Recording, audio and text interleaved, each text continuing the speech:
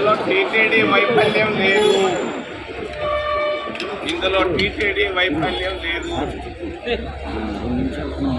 TTD అధికారులు బాగా చేస్తున్నారు ఈ మధ్య, క్రితం కంటే ఎంతో బెటర్.